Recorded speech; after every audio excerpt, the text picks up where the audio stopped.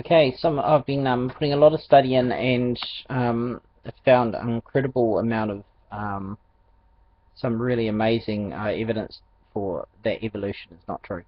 Um, it's recent evidence has come to light, and again, the reason why evolution has resisted so far and actually still keeps being propagated is mainly because we didn't have the internet and there was no real access to information in the past. So things were said in science that lingered on and on and on. Even after they're disproven, sometimes you'd hear the same theory 40, 50 years, 80 years in some cases later. Um, the old evolution of Haeckel's, the faked um, faked pictures of the fetus showing evolutionary change. They were proven to be faked drawings, etc. And but that's still sometimes taught even today. Okay, the vestigial organ argument, that's still I've heard a scientist recently like talking about it. I couldn't believe that they still do not know that all that stuff was dismissed and disproven ages ago. Vestigial organs were have all the organs. It was from ignorance. The evolutionists claimed we don't know what a use for them, so they must be proof of evolution, leftover parts from previous animals. But that's all ignorance. It's now medical science has proven all the uses for the vestigial organs, and so again another icon of evolution just fell. Okay, but they're falling all the time, and the whole thing is because evolutionists never really had other people be able to criticize them in the past or analyze what they were actually claiming. But with the internet and new technology, we can, straight away look at the fallacy, and it can be, pretty much dissected quickly now. Okay, but there's still the fallacies are still remaining. I'm amazed by public ignorance in the area of evolution and creation. I still hear people talking about stuff that is so incredibly basic to disprove, and they still don't know. Even basic common knowledge doesn't seem to exist. I heard a person interviewing people in America actually, and they were showing a picture of Hitler and asking who was Hitler. Do you know who Adolf Hitler is? And it was 70% of the Americans from universities, I might add, were interviewed and shown pictures, and they couldn't identify who Adolf Hitler was. This seems incredibly, for me, impossible, but it shows how limited the education in America and around the world it seems to be. Just showing how incredibly completely uninformed society has become. But all of them are taught evolution, okay? And they all know what that is. But there's so much lies and propaganda out there, it's just phenomenal. Okay, the evidence, one of the most, I think, the strongest damning evidence that evolution is just a big fictitious lie has just come about in the last 14 years. A man who's been was studying evolution, doctor, for 18 years, reading every evolutionist book he could read and come across. It took 18 years of study and research, and then did a project on can evolution be falsified, and it was a 14-year project. So he's put in a total, more than 30 years into this endeavor. His findings are so damning for evolution that any sane, rational person would actually just realize, oh my goodness, it's a joke. It's the biggest joke ever put in the scientific community. And his conclusions were, his theory went like this. Basically, if evolution was true, the fossil record with dinosaurs would not show modern existing types of animals or plants or anything like that. That very, very strong evidence for evolution would be dinosaurs have evolved into other creatures through the geological column till they have got to us at the top. And that's what evolution is proposed. So he just looked at the layers with the dinosaurs and said, well, if these are all supposed to have evolved upwards, and there should be a change where we can see the change from these ancient type things into the modern species today, and that should be in favour of evolution. And so to falsify it would be to see, do the genres, the modern animals and genre and philia exist? Is the genus and species existing with the dinosaurs that are today around? Because that would falsify evolution's claims that there's been a process of evolution. So he started out on his 14-year journey, went around the world, and he has discovered pretty startling results after 14 years of studying the fossils and filming them. And one of his findings is incredibly, almost like conspiracy, to be honest. It seems that they're either willingly or unwittingly, either by ignorance or just plain fraud, evolution has been propagated for the last hundreds of years and taught. And what he's discovered is every single phyla, category, genus, and phyla of modern existing plants and animals, species, have been discovered in the fossil record next to dinosaurs in the dinosaur record. We're talking birds. You know, Carl Sagan said no dinosaur has seen a flower. Well, the fossil record has flowers, everything, modern plants and animals, with fossils next to dinosaurs. And this is truly outrageous. So how could it possibly have been kept from the public for so long if there are literally millions of fossils that have been found with dinosaurs to prove this? There has never been an evolutionary change. How can this actually happen if scientists are being honest? Well, one of the ways it seems to have happened is all the ancient fossils, like the flamingos, the ducks, and the flowers, etc., everything that is what would appear like poppies, everything we would see in our natural world when we look out, the fossils have been relabeled, not with their modern category classification. So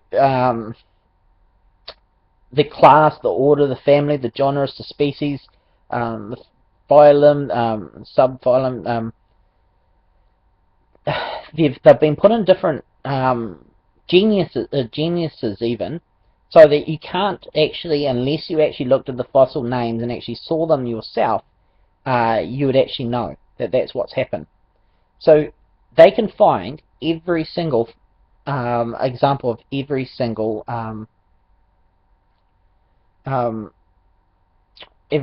type, which is incredible. Yeah. So the fossils, you got to get this, you got to understand this. The fossils of a modern duck and a dinosaur have been found next to each other, but they give the duck a different name, different genus, everything, so you cannot actually know that that's actually what's happened. The modern duck genus name is not the same as the ancient one, and so no one researches it, checks it, and cross-checks it, and sees, hey, hang on a minute, we've got ducks next to dinosaurs. And there's like every single example of every phylum. And you go, what? So how's it been propagated? the museums that hold these fossils have literally thousands of these things. Do not put them on display. They keep them out the back, and they orchestrate the illusion of evolution by putting dinosaur displays of dinosaurs and exotic looking plants with the dinosaurs on museum displays, so it looks like the ancient world looked completely different to the modern world. But the truth is it's so far from the truth, because you have all the creatures, all the plants, all the flowers, everything along with the dinosaurs in the fossil record. And that means that if they really were being honest, they would be putting these things right next to each other on display next to me. And everyone would go, well, how has evolution happened again? If they all have existed and they all have, it's been, creationists and evolutionists have been debating over transitional fossils. But what they didn't know was that actual evolutionists, now I don't know if all evolutionists were knew, like the evolutionists who were in the paleontology circles, or which areas actually were doing this. It's hard to know. But it's, and as I said, it could be one of the greatest frauds of all time. It could be, I would say, the greatest cover-up in science. But I've been reading some paleontology books, and they seem to be very, very open and honest about the living fossil records. And every every classification I read through shows it basically is open, saying, oh yeah, this is living today, this is living today. And so they seem to be very honest. Okay, it seems to be no problems there. But there seems to be, the fact is, they've changed the names from the modern ones, which are identical to the ancient ones, showing very little, or if any, evolutionary change between the species. And the fact that every single classification, the animal of every major classification of every type can be found alongside dinosaurs, is the most strongest evidence that there was never evolution to begin with. The public is so completely, and I'd say most scientists have been duped by this, have been so completely put along by a story that the geological column has different fossils at different levels. And no one has been made aware that every type of fossil has been found with the dinosaurs. That is just outrageous, cover-up.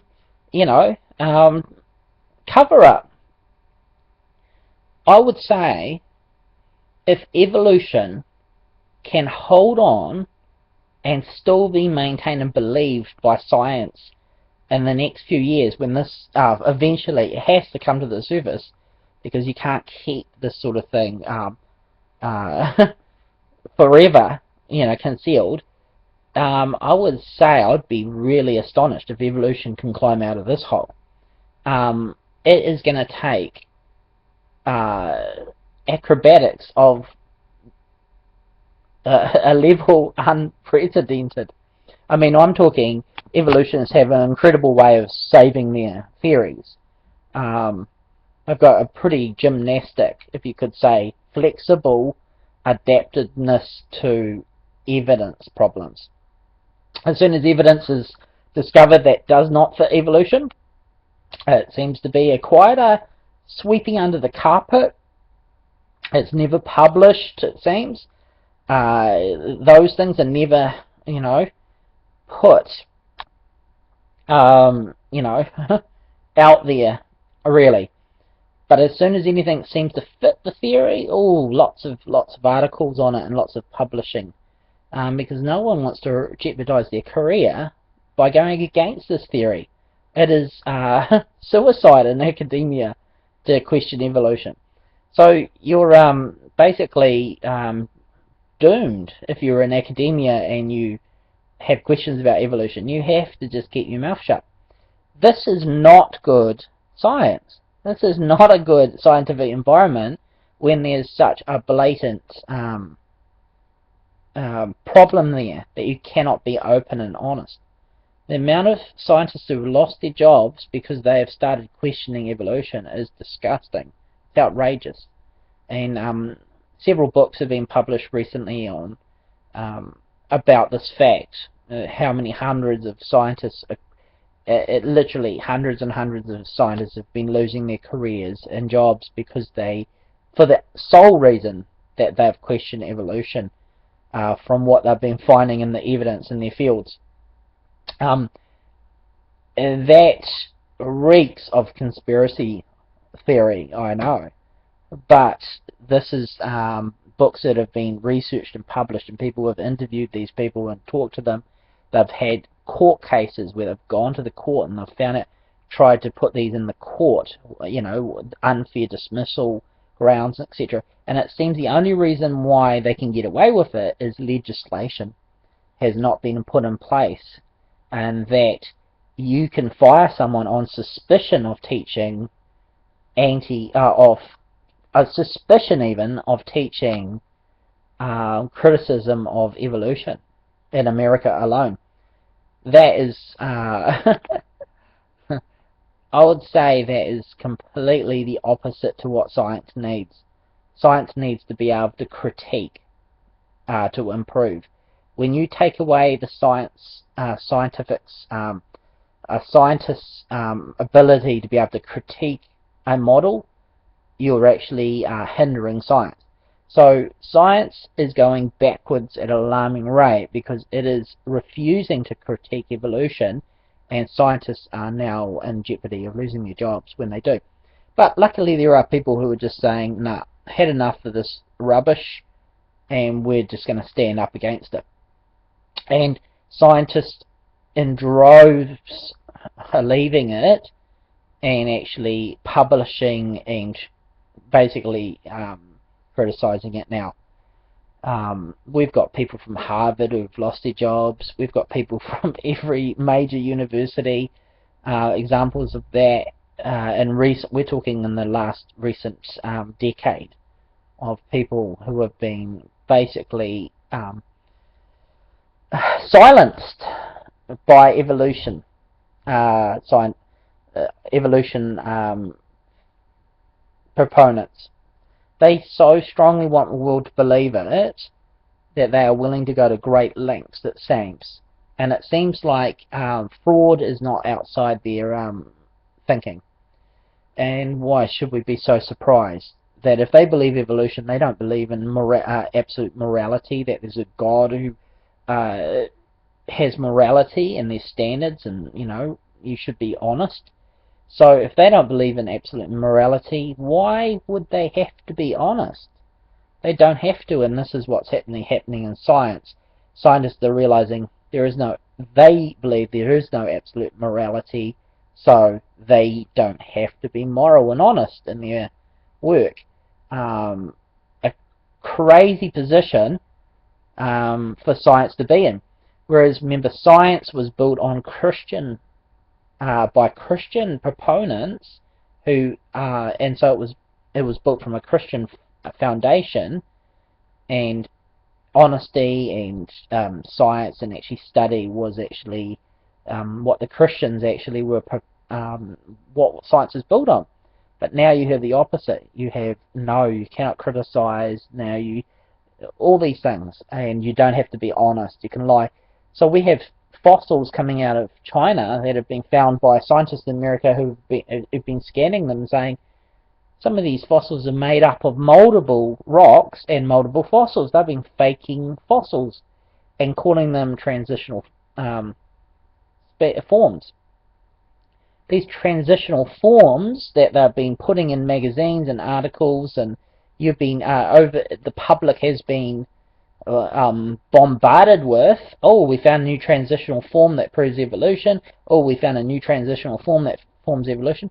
They all appear to have been faked on such a wide scale. And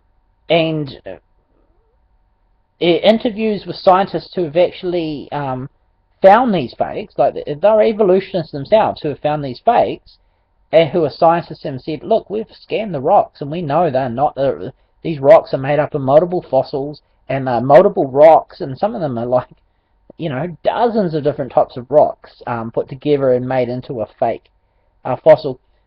But they've told them, they've gone to the media, they've told them this, they're ignored, and the transitional fossils are still published as fact and proof.